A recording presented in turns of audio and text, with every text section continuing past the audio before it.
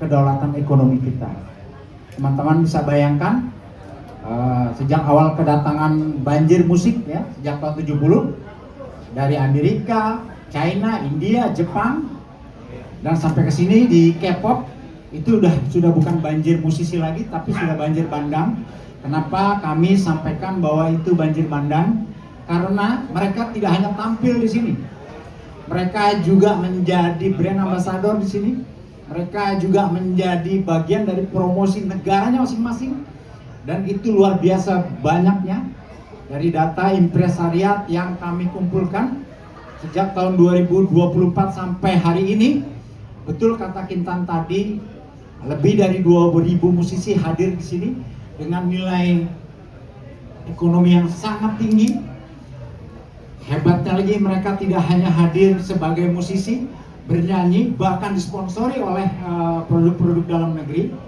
Mereka juga menjadi bagian dari promosi negara-negaranya, bahkan produk dalam negeri juga menjadi bagian dari mereka. Kita lihat bahkan biskuit Roma menggunakan Lee Min Ho, dan banyak mobil-mobil sekarang, mobil Korea masuk, BTS, Blackpink melakukan promosi. Menurut kami itu tidak salah. Justru apa yang terjadi hari ini harusnya bisa dimanfaatkan oleh kita semua. Bagaimana cara memanfaatkannya? Kebaikan kita akan jadikan senjata agar supaya musisi kita bisa dengan mudah juga hadir di negara mereka. Perlu teman-teman ketahui, di 4 negara besar industri musik, Amerika, India, dan China, mereka tidak seperti Indonesia. Indonesia sangat adaptif kalau bahasa Pak Wamen tadi. Mereka membatasi. Kalau teman-teman ke India, tidak mudah orang asing bisa bernyanyi dengan mudah di sana dan berkarya di sana. Begitu juga China. Amerika mungkin sedikit baik. Ada beberapa penyanyi Asia bisa berkarya di sana dan mendunia, tapi jauh dari prestasi musisi Amerikanya sendiri. Bagaimana dengan Indonesia? Indonesia, negeri dengan populasi terbesar nomor 4 di dunia, sangat welcome kepada musisi-musisi luar di sana. Bahkan banyak live musisi yang berasal dari India, yang sedikit dari Timur Tengah, punya prestasi besar di sini. Banyak, saya tidak usah sebutkan namanya. Katakan satu misalnya Virus misalnya. Katakanlah yang legenda seperti Arafik misalnya, itu bisa besar di sini. Dan itu tidak terjadi di negara-negara yang industri musiknya sudah maju.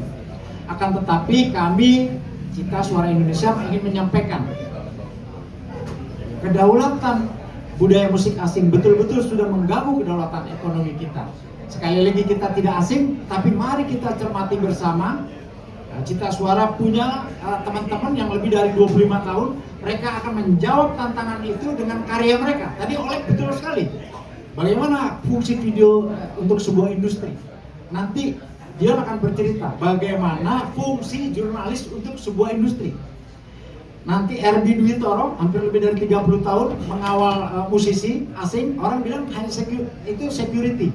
Sebetulnya kalau kita bicara dengan mereka langsung, kita sudah bicara dengan beberapa musisi besar, ingin kita sampaikan.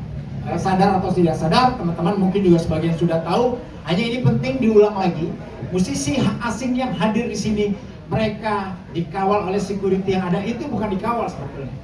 Kenapa mereka harus dijaga? Karena mereka adalah aset bangsanya.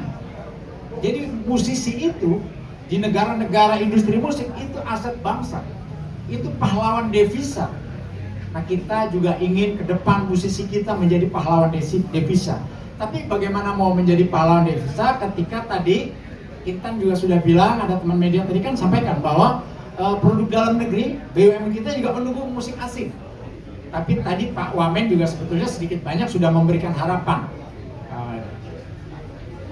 Badan usaha milik negara, perusahaan-perusahaan besar akan memberikan perhatian juga kepada musisi kita.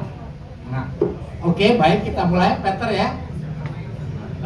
Kedaulatan budaya musik asing sudah mengganggu kedaulatan ekonomi kita. Contoh satu lagi, Peter, di Kemang sini, sekitar sini, lebih dari 20 restoran Korea.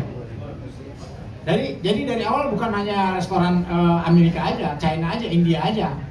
Korea mungkin hampir setiap hal ada restoran Korea. Salah tidak. Tapi mari kita diskusikan agar supaya kita juga bisa sejajar dengan mereka.